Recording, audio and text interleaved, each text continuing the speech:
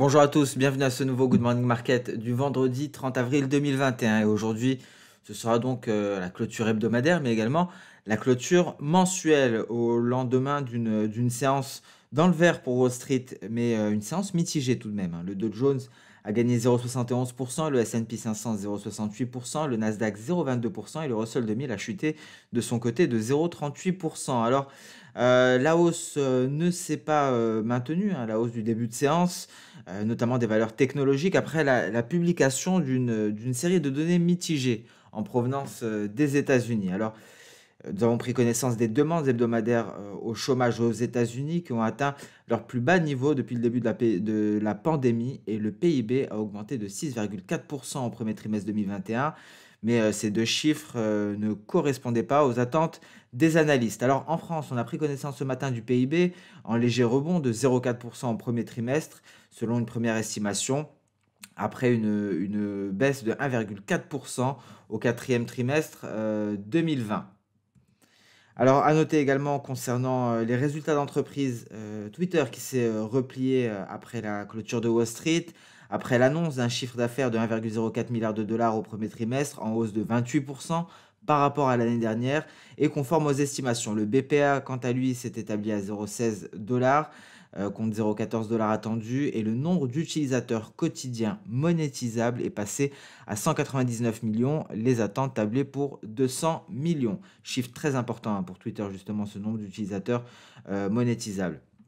Amazon a enregistré, a progressé de 44% par rapport à l'année précédente, hein, par rapport à son chiffre d'affaires au premier trimestre, qui s'est établi à 108,52 milliards de dollars. Les prévisions tablaient pour 104,47 milliards de dollars. Le BPA a atteint 15,69 dollars. On s'attendait à 9,54 dollars. Et donc, selon Amazon, cette solide dynamique devrait se poursuivre au second trimestre. Et donc, la société prévoit un chiffre d'affaires de 110 à 116 milliards de dollars pour ce trimestre. Alors donc, dans ce contexte des résultats d'entreprise, une saison des résultats qui bat son plein, que ce soit en Europe ou aux États-Unis, les principaux secteurs du S&P 500 ont progressé. Le premier, celui qui surperforme, c'est le secteur des services de communication, grâce notamment à Facebook et Alphabet, Alphabet maison mère de Google. Globalement, sur les 256 entreprises du S&P 500 qui ont publié leurs résultats trimestriels, 87% d'entre elles ont battu le consensus. Et donc, les analystes s'attendent à présent à un bond de 45% de la croissance des revenus. On notera également dans la région Asie-Pacifique un Nikkei en repli de 0,94% au lendemain d'un jour férié, après des résultats d'entreprises jugés décevants, notamment ceux de Sony. Sony qui cède 7,11%, mais également face au regain des infections au coronavirus dans les provinces de Tokyo et d'Osaka. Sur le vieux continent à présent, alors les indices ont effacé une partie de leur hausse et ont terminé en territoire négatif. Alors et pour cause, hein, les rendements du trésor qui ont augmenté après la publication des données aux États-Unis et le taux d'inflation en Allemagne qui s'est accéléré plus que prévu pour le mois d'avril. Alors, en début de séance, hein, le sentiment avait été renforcé par des bons résultats d'entreprise, résultats trimestriels, notamment Airbus, Nokia. Nous avons également parmi les pétrolières Royal Dutch Shell qui a publié des résultats trimestriels meilleurs que prévu. On notera également la faiblesse, le repli du métal jaune face à la remontée du 10 ans américain. Mais également, il faut savoir que selon le World Gold Council, les ETF sur l'or ont connu les plus importantes sorties de fonds au premier trimestre 2021 depuis plus de 4 ans. Alors que nous réserve cette séance? Et on voit d'ailleurs un DAX qui retrouve des couleurs en ce début de séance européenne. Il est 9h22 à l'heure actuelle. Que nous réserve le calendrier économique? Nous avons d'ores et déjà parlé, hein, du PIB en France, 0,4%. Après une contraction d'1,4%, on prendra connaissance du même chiffre en provenance d'Allemagne à partir de 10h et par la suite du PIB de la zone euro à 11h.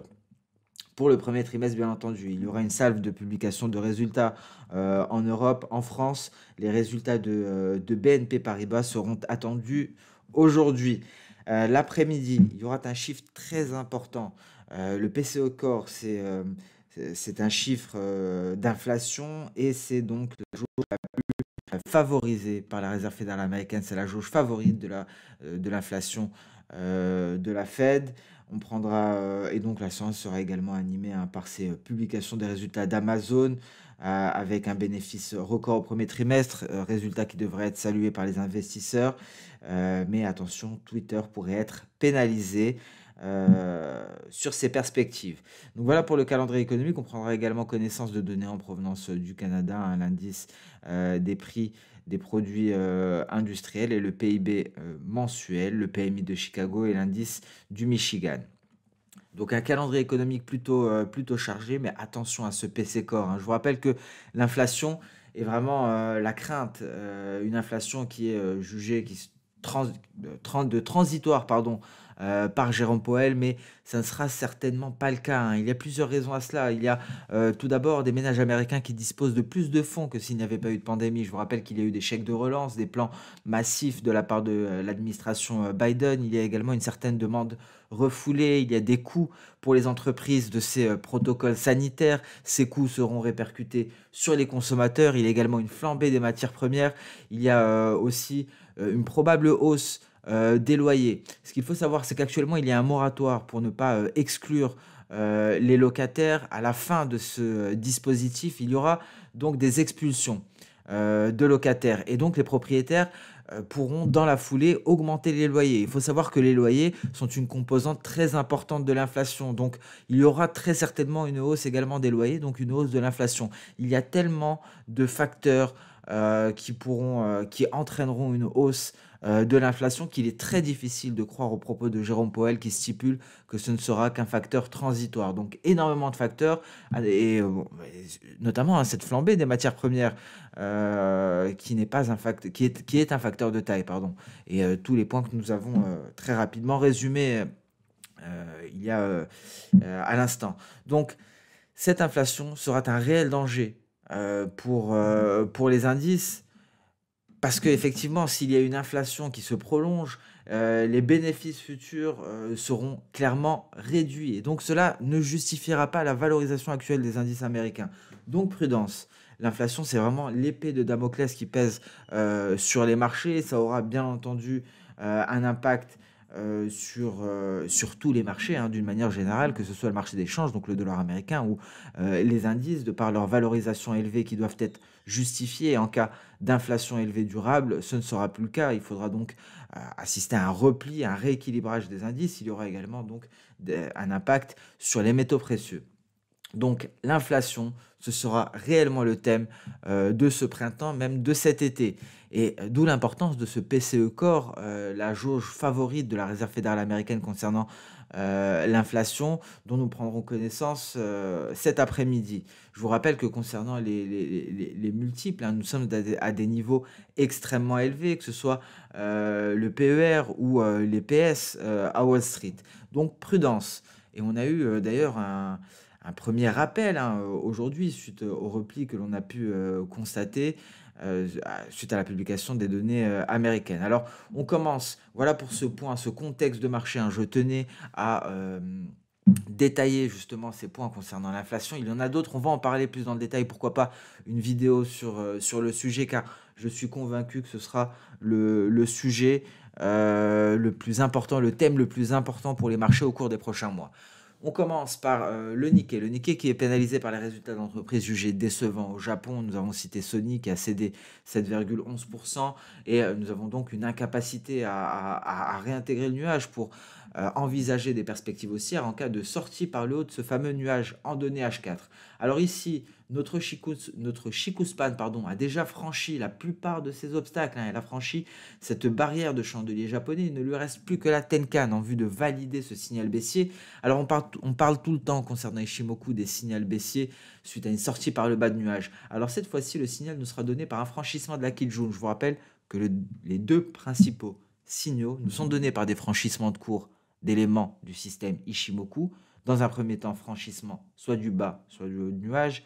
Dans un second temps, franchissement de Kijun. Là, c'est un franchissement de Kijun principalement. Et donc, on va attendre, vous l'aurez compris, la sortie par le bas de nuage. Et si on s'intéressait au futur, j'ai insisté hier sur la puissance d'Ishimoku par rapport à cette projection dans le futur. Bah, vous voyez, dans le futur, cette forte résistance qui sera formée par le nuage. Donc, prudence sur le Nikkei. D'ailleurs, on pourrait s'intéresser à une très belle projection de Soda ici. On peut le voir, hein, si on prenait ce sommet, ce creux et ce sommet intermédiaire. On va le faire ensemble très rapidement. On a une belle projection ici que l'on prendra à ce niveau. Et c'est une projection E, visiblement. C'est déjà sélectionné, vous voyez. On irait assez bas concernant le Nikkei. Donc, prudence. J'ai parlé justement, hein, de ces achats d'ETF de la part de la BOJ lorsqu'il y a eu une première phase de repli. La BOJ, ce qu'il faut savoir, lorsque le Topix se replie de plus d'1% le matin, la BOJ procède dans l'immédiat à des achats d'ETF afin de redresser les indices japonais. Alors, récemment, c'était, il me semble, le 20 avril, lors de ce repli, il y a eu d'ailleurs un gap baissier, on le voit ici. La BOJ n'est pas intervenue. Elle n'est intervenue que le lendemain pour procéder à ses premiers achats d'ETF depuis le mois de mars, ce qui a permis au Nikkei de se redresser, mais il n'a pas réussi à aller plus loin. Pareil pour le Topix japonais, ils n'ont pas réussi à retrouver des couleurs. Pourquoi? Car il y a justement cette crainte par rapport à la pandémie, un regain des infections au coronavirus au Japon. Donc le Nikkei pourrait être très intéressant. Est-ce que la BOJ va intervenir en cas de repli, en cas de crash plus conséquent? Je pense que le fait qu'elle ait racheté des ETF pour la première fois depuis mars a justement empêché un crash éventuel des indices japonais. Vous voyez, on a rebondi sur cette oblique haussière de justesse. Donc c'est pour cela que j'insiste sur le Nikkei japonais, car effectivement, cela faisait très longtemps que la BOJ n'avait pas laissé le Topix perdre plus de 1% sans intervenir. Donc prudence sur le Nikkei japonais. Voilà pour cette petite parenthèse concernant les indices japonais. Alors on aura BNP Paribas, le CAC 40 se porte bien pour le moment, 6257, hein, les bancaires normalement ne devraient pas décevoir. Et donc on pourrait s'attendre à une reprise haussière, à une poursuite de la hausse. Attention tout de même à ce pattern ici, hein, la clôture journalière sera très importante. Cela pourrait signaler une baisse ici, avec ce doji. Donc on va attendre la clôture du jour. Et cela pourrait présager une baisse concernant le DAX. On s'est clairement replié hier. On retrouve des couleurs à l'heure actuelle, hein. On va prendre connaissance, je vous rappelle, du PIB en Allemagne dans 30 minutes très exactement à l'heure de l'enregistrement de ce Good Morning Market. Il est 9h30. Alors, on aura plus de détails, bien entendu, sur les données intraday. Vous voyez comme on est allé chercher ici ce retracement, c'est 15 089 points, environ 15 090, avant de se redresser. Donc, on a clairement effacé toute cette hausse, hein, ici sur le DAX, hein, depuis le rebond du 21 avril. On avait gagné près de 270 points. On a tout effacé très rapidement. On repart à la hausse. Résistance de taille à 15 254 points. C'est un niveau qui va nous intéresser. Un passage au-dessus de ce niveau nous permettrait une intégration du nuage. Et ici, on aura un très gros niveau, les 15 300 points, retracement de Fibonacci à 50%. Donc, pour l'heure, très belle hausse sur le DAX. Est-ce que le PIB permettra une traversée de nuage? Dans ce cas-là, vous l'aurez compris, il y aurait une sortie de la Chikuspan par le haut et enfin, on pourrait s'attaquer à nouveau au retracement à 61,8%. On avait échoué ici, hein, à ce niveau-là et par la suite, s'en est suivi un repli. Le Nasdaq, alors le Nasdaq, c'était mitigé hier, hein, une séance plutôt volatile. On se replie à l'heure actuelle, on revient sur cette zone de support. En données intraday, attention à une éventuelle sortie de nuage par le bas. Alors hier, on l'a évité de peu, si je puis dire, mais aujourd'hui, ce qu'il faut savoir, c'est que s'il y a une sortie par le bas de ce nuage H4, on va retourner 26 périodes dans le passé. Par exemple, imaginons une sortie avant midi, voire à l'ouverture de Wall Street, 26 périodes plus tard, donc 26 chandeliers. Vous voyez, il y a un décompte de chandeliers.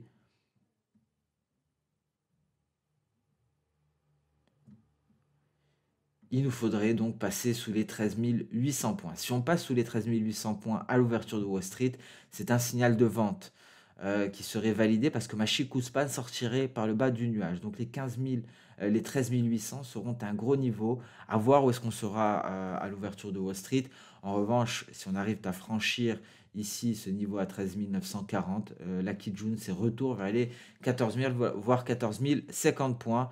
Et après, la voie est ouverte vers de nouveaux records historiques.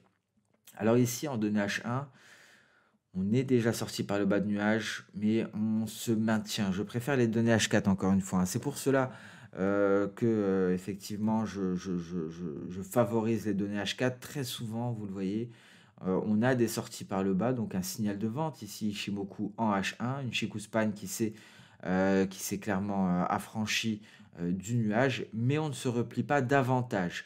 Après, certes, il faut noter qu'il y a un trou d'air haussier ici, ce qui pourrait permettre à la Chikou de progresser et donc de poursuivre ce rebond du Nasdaq en direction des 13 940 points. S&P 500, on marque également un record historique. On va chercher, enfin, nous l'avons atteint, les 261,8%, 4207 points, même 4212. On se replie aujourd'hui. À l'heure actuelle, les futurs sur S&P 500 se replient. Non, il n'y a pas de figure chartiste. Ici, on est toujours dans l'enceinte du canal haussier. Vous voyez, on est reparti à l'assaut de la borne supérieure de ce canal haussier. Et le support actuel, c'est notre nuage. On tente une reprise, on tente un franchissement de la Tenkan. Si on venait à franchir la Tenkan, à clôturer au-dessus en données H1, la voie serait ouverte vers les précédents sommets. On va essayer de voir en H4. Ici, vous voyez ce support, la Kijun, 4187 points. Le Dow Jones, alors très intéressant hein, ici, le Dow Jones en données journalières, ça ne nous apporte pas grand-chose, mais vous voyez en données intraday, on avait parlé d'un canal aussi, alors visiblement c'est un triangle symétrique qui semble se former. L'Apex est à ce niveau, hein, c'est ce point-là, des 33 835 environ, 33 840 largement. Et ici, la sortie de... On parlait d'une épaule tête-épaule précédemment, hein, ce n'est plus le cas.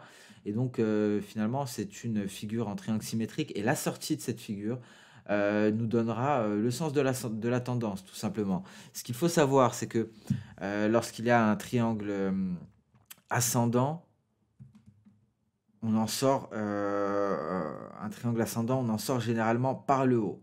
Un triangle descendant, on en sort par le bas. Un triangle symétrique, on ne connaît pas le sens de sortie, il faut attendre donc une cassure soit de la borne supérieure, soit de la borne inférieure. Pour que ce soit plus clair, je vais mettre la borne inférieure similaire à la supérieure. Donc voilà la borne inférieure de notre triangle symétrique.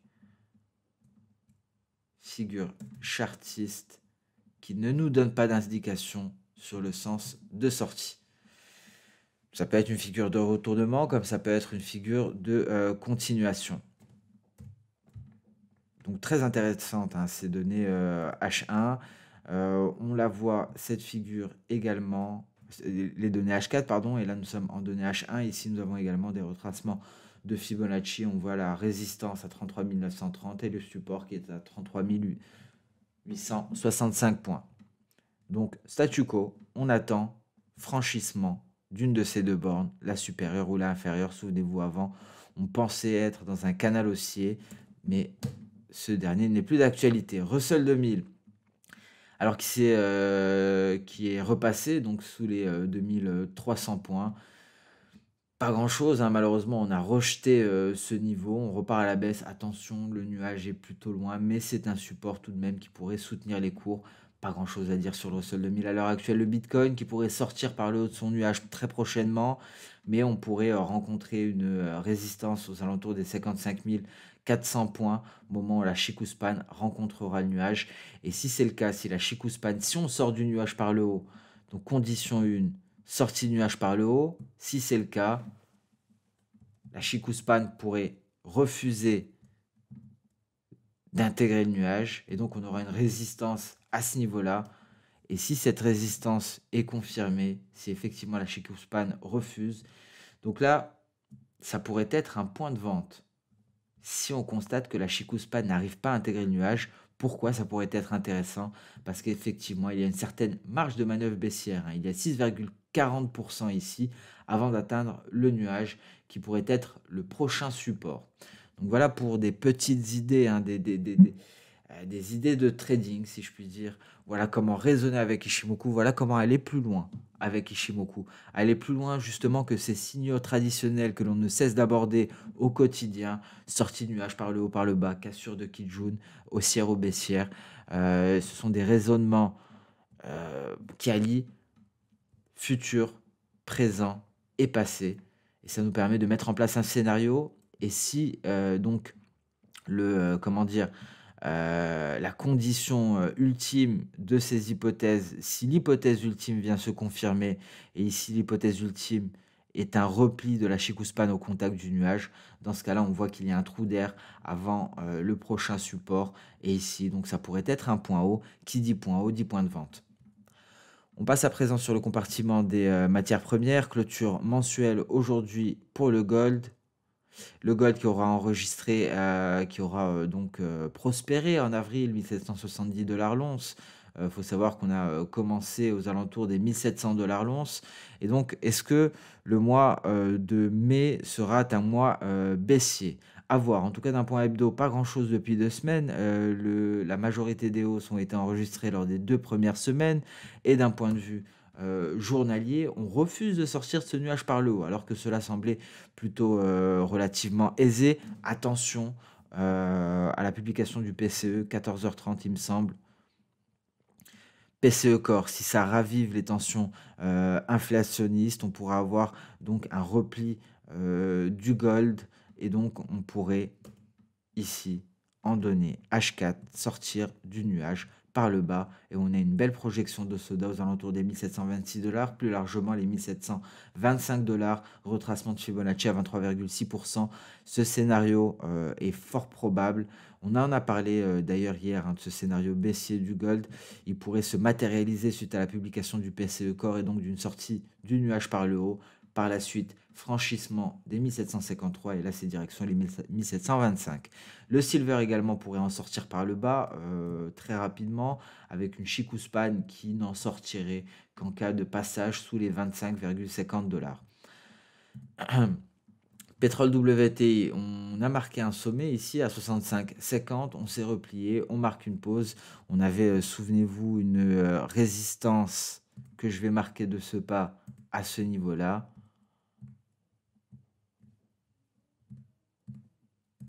On est en pullback à présent sur cette résistance, inversion de polarité, c'est-à-dire résistance qui devient à présent support.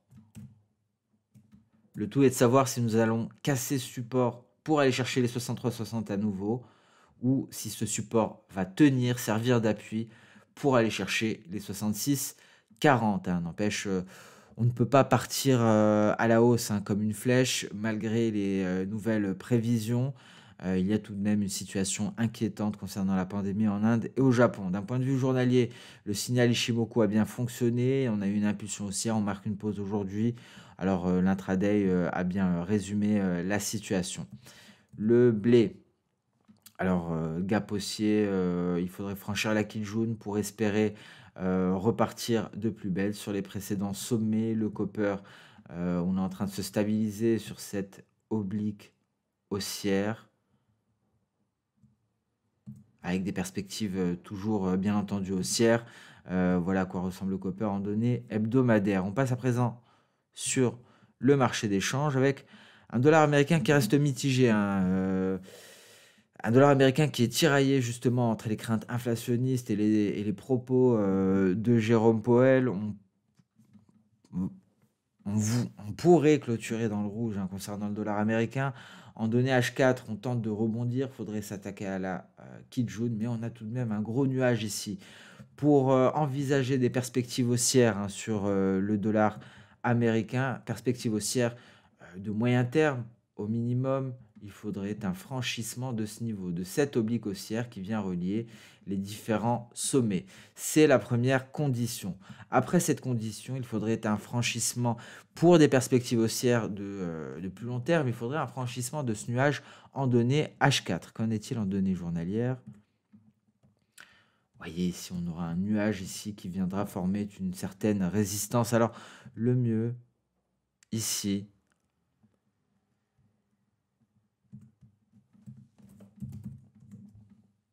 en cas de franchissement de cette oblique haussière, le mieux serait par la suite d'ajouter ce nuage journalier à ce graphique intraday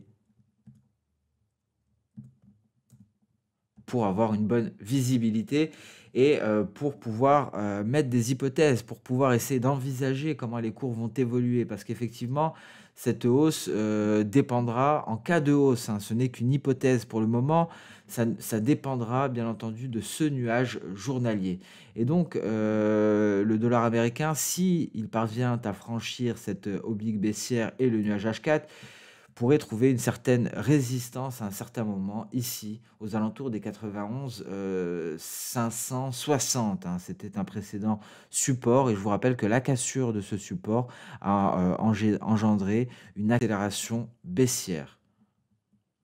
Donc voilà également un très bon exemple comment superposer deux Ishimoku sur un seul et même graphique. Ici, j'ai mon nuage journalier, choisir intervalle plus 1 parce que je suis en H4, donc le plus 1, c'est du journalier, le plus 2, c'est de l'hebdo, le plus 3, c'est du mensuel. Ça me permet, si je n'ai pas plusieurs écrans, si je n'ai pas cette chance, hein, d'avoir énormément d'informations sur un seul et même graphique.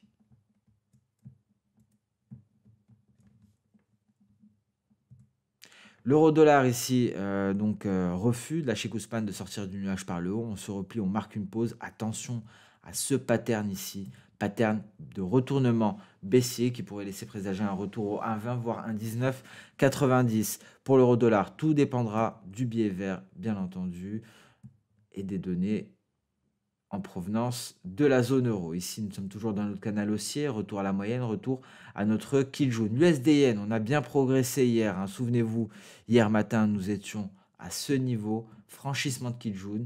Vous voyez, c'était un signal haussier et on allait marquer un sommet ici sur l'USD-Yen, des niveaux qui n'ont pas été revisités, qui n'ont pas été atteints depuis le 13 avril, très exactement, 109.215. On s'est replié par la suite, on a trouvé un support sur le nuage. Si on parvient à franchir les 108.880, on pourrait effectuer une nouvelle tentative haussière. Attention à la résistance à 109.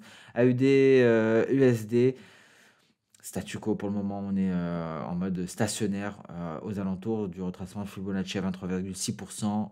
Si on sort par le haut, c'est pour aller chercher les 0,7880. Si on sort par le bas, prudence à la formation d'une figure en épaule-tête-épaule qui commence à se dessiner. Donc il faudrait une sortie du nuage par le bas et un franchissement de ce palier de Kijun pour aller chercher la ligne de coup. Et donc c'est au moment du cassure de la ligne de coup que l'on aura un signal de vente qui pourrait engendrer une baisse de près de 6%, un peu moins de 6% pour aller chercher les 0,71 33. GBP-USD, ici on se replie, mais voilà, vous voyez en données journalières, si la Chikuspan franchit la Kijun, les perspectives haussières seraient largement d'actualité. Pour le moment, on se replie, retour à un support. On a un autre support ici, c'est notre nuage, donc on peut tout de même envisager une reprise haussière et un signal journalier pourrait être donné si la Chikuspan franchit la Kijun. Voilà pour ce Good Morning Market qui touche à sa fin. Je vous remercie pour votre temps, je vous remercie pour votre fidélité. Alors, on se donne rendez-vous dès lundi pour le prochain Good Morning Market, mais également le point hebdomadaire. Je vais peut-être détailler l'inflation sur le point hebdomadaire de la semaine prochaine. J'en ai parlé en début de Good Morning Market car c'est très important de comprendre pourquoi justement les propos de Jérôme Powell sont, comment les qualifier, euh, sont un peu, c'est un peu du fantasme hein, de dire que l'inflation sera un fait transitoire, un phénomène transitoire. Il y a énormément d'éléments qui tapent en faveur d'une inflation beaucoup plus durable que ce que laissent penser les propos de la Réserve fédérale américaine et de notre cher Jay Powell. Donc, c'est un facteur que nous allons détailler très prochainement. Ce sera d'ailleurs le thème principal des marchés à l'avenir. Sur ce, je vous souhaite une très bonne journée, un excellent week-end. On se donne rendez-vous dès lundi pour attaquer ensemble, le mois de mai, attaquer ensemble, la nouvelle semaine. Très bonne journée à vous, excellente séance de trading et à la semaine prochaine. Au revoir.